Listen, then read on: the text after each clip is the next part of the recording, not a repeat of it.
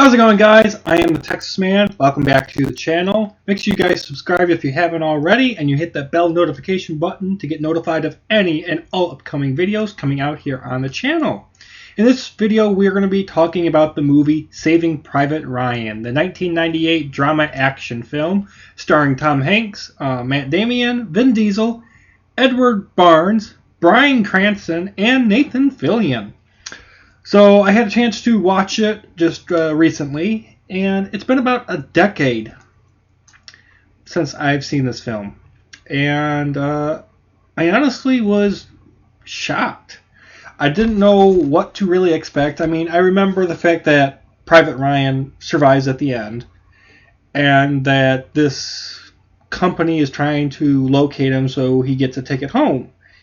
And that's all I remembered before I got to seeing this again for the first time in 10 years. And I was honestly blown away. I was blown away at this film. So for this review and for any other movie reviews or TV reviews that I plan on doing in the future, what I plan on doing is talking about, what type of film it is, what year the film came out, the runtime, some major actors and actresses that are in it, and then talk about my positives and negatives about the film, and then give you guys my final review score. My scoring goes from a 1 to a 10, 10 being amazing, and then 1 being garbage. So, with that said, let's get into talking about Saving Private Ryan. So the first thing off that I really didn't remember is that this movie is about 2 hours and 50 minutes long. I had to take 2 sittings to finish this film.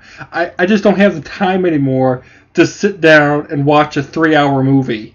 I don't have that time. I used to. I just don't have it anymore. And when it comes to 3-hour movies, I'm fine with going and seeing it at the theater and it being a 3-hour movie then, because I know for a fact that's 3 hours of my life that's dedicated to just doing that. So, Avatar, Lord of the Rings, Hobbit, things like that. But when you're watching a 3-hour movie at home, it seems like it's going on for 4 to 5, and I just don't have that type of time anymore. So it takes me a couple days or so to watch a 3-hour film, because I have so many other things to do. So let's talk about the positives. First of all, the opening scene in this film with the cemetery. It proves that the cost of freedom is very high. And in this film, we get to see that it is extremely high. And it tells us, the audience, immediately that this film is not going to hold back. It's going to be graphic. It's going to be violent. It's going to be bloody. I mean, this is Saving Private Ryan. It's a World War II film. I mean, just with the tone and the atmosphere. Before we even get to the D-Day invasion scene, just with the cemetery scene, with the tone and the music and whatnot, you automatically feel the brutality of war before you even get to see the war. And that was just amazing, spectacular work on those that did that scene. And super intense and very graphic film that this is. A very good length. Honestly, I think there's certain parts they could have trimmed down a little bit. And but other than that, I think it was a really good length. Back to the super intense and graphic nature of this film, the D-Day invasion scene. Bloody. There's guts. Everything is blowing up. People's heads are getting shot off. I know this is really weird for me to have to say that this is a positive, but it shows the reality of what it took to take the beaches on D-Day. People's heads are getting blown off. Their legs, their limbs. It shows you everything. Like the D-Day invasion scene, this movie is, like I said, about 3 hours long. The D-Day invasion scene, I think it's on average 20 to 25 minutes long. I'm like, it's a long scene. It's not like something from Band of Brothers where they show you 5 to 10 minutes maybe of it and then they just move on. I'm like, no, this film shows you what it took to actually take the beaches. So, very good.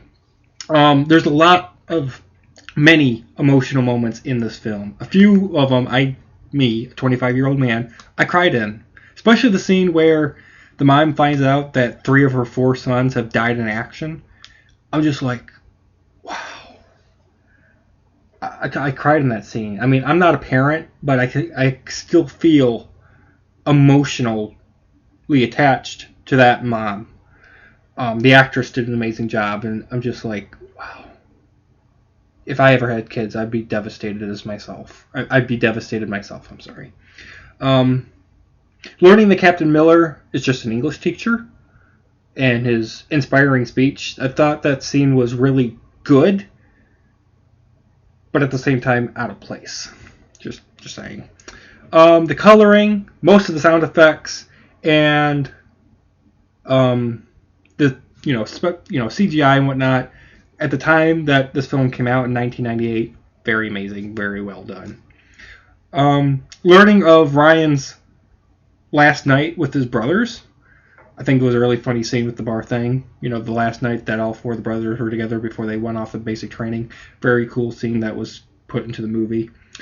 This film also proves that the American military does have brain. It does have brains, and they have a lot of strategic people in the military. And so strategy can win wars even when the army that you're in is heavily outgunned and heavily outnumbered. So, yeah. A very graphic and truly devastating finale battle where the Allies are trying to hold that major bridge for the supply line. Just balls out ending. Very well done. And then the time jump to the future of seeing older Ryan and him, talking, quote unquote, to Captain Miller's grave was very emotional as well. Another 2 things I really enjoyed, one more thing I really enjoyed, is the American flag being shown in this film from the beginning and at the end. And that's just something, at the time we're recording this, it's August 2019. A lot of military movies don't do that. Movies just don't show the American flag anymore. It's like, I don't know, ever since 9/11, it's like, it seems to have become a crime to show the American flag in a military movie, or any movie for that matter. It's like, if you see the American flag in a film or a TV show, somehow it's, un-American. And I'm like, put the American flag in there. It's the American flag. If you're going to make a war movie, especially, or any type of history film, like, put the American flag in there. Just do it. And you don't, it doesn't have to be part of the story. Just put it in there. It's symbolic. Like, I don't understand why that's such a problem nowadays. Like, if I ever had the chance to make any type of historical war type movie, I would put the American flag everywhere. I mean, I wouldn't overdo it, but I'm just saying, like, show respect to, the American country. That's all I'm saying. And then, honestly, this is probably one of the greatest, if not the best, World War II films ever to be done.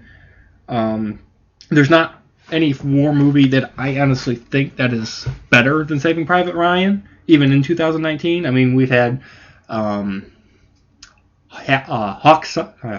Ridge, Dunkirk. We're about to get 1917. Some other... what is it? It's a film that takes place after Pearl Harbor. Midway. We're about to get a Midway movie.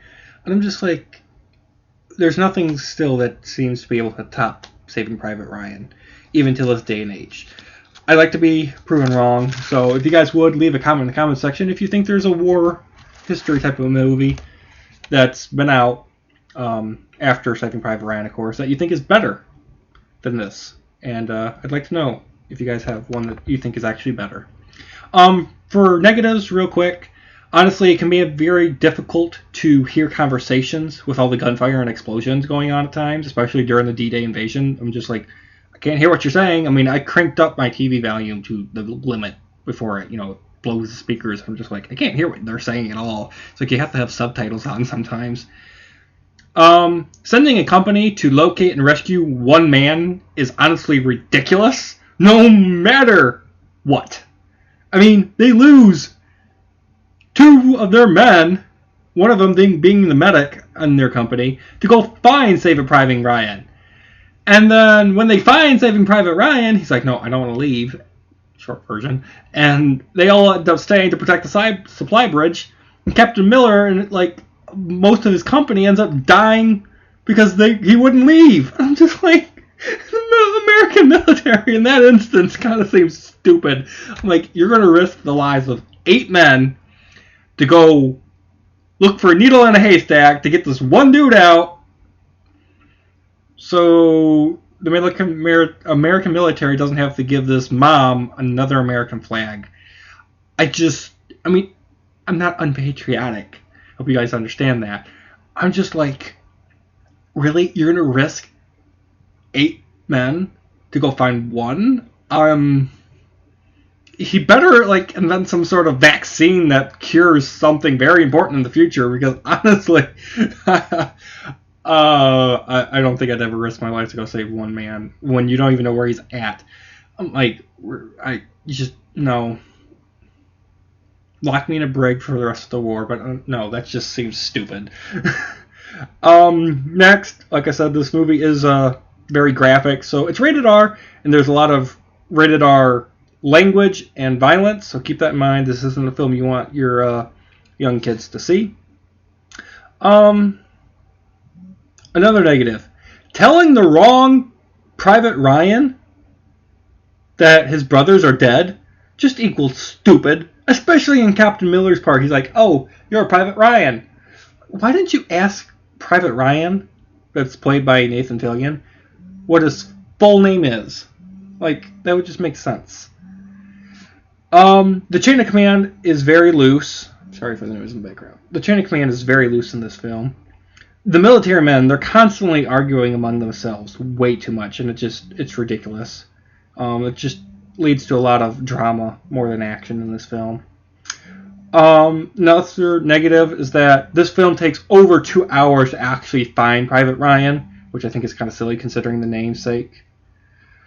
So, yeah. Last 2 things is that there's a lot of irritating shaky camera, and a lot of bad camera angles and moving around. Like the camera for the film just constantly moving left, right, up and down and whatnot, and it just feels ridiculous. And then lastly, I really didn't like the fact that Captain Miller ended up dying at the end of the film. Felt just really odd and out of place. I mean, I understood that he kind of had to. I just felt like, okay, we're spending a lot more time with Captain Miller than we are with Saving Private Ryan. I'm like, Captain Miller is like the main character of this film, and I'm like, you killed him off at the very end, and I'm just like, well, then, okay. And then the impact of it, I understood what the impact was and what it was supposed to do for the story arc. I don't know. They needed to do something differently to get me more invested. So, yeah, when Captain Miller dies, I'm just like, okay, he's dead. I didn't cry, I didn't feel like emotionally sad or anything.